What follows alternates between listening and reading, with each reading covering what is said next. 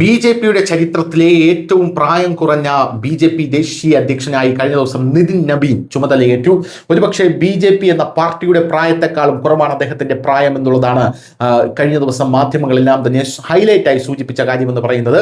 നിതിൻ നബീനെ കസേരയിൽ ഇരുത്തിക്കൊണ്ട് പ്രധാനമന്ത്രി നരേന്ദ്രമോദി പറഞ്ഞത്, ഇന്ത്യയുടെ പ്രധാനമന്ത്രിയാണ് ഞാൻ, പക്ഷേ എല്ലാത്തിലും ഉപരി ഞാൻ ബി.ജെ.പിയുടെ ഒരു കാര്യകർത്താവാണ്. അങ്ങനെ നോക്കുകയാണെങ്കിൽ നിതിൻ നബീന്റെ വാക്കുകൾ കേൾക്കാൻ ഞാൻ ബാധ്യസ്ഥനാണ്, അദ്ദേഹം എന്റെ ബോസ് ആണ് എന്നാണ് കഴിഞ്ഞ ദിവസം ഇന്ത്യയുടെ പ്രധാനമന്ത്രി നരേന്ദ്രമോദി പറഞ്ഞത്. ഇപ്പോഴിതാ വലിയൊരു തീരുമാനം, പ്രസിഡന്റായ ഉടനെ തന്നെ നിതിൻ നബീന്റെ ഒരു തീരുമാനം പുറത്തു വന്നിരിക്കുകയാണ്. എന്താണ് ആ തീരുമാനം എന്ന് നോക്കാം.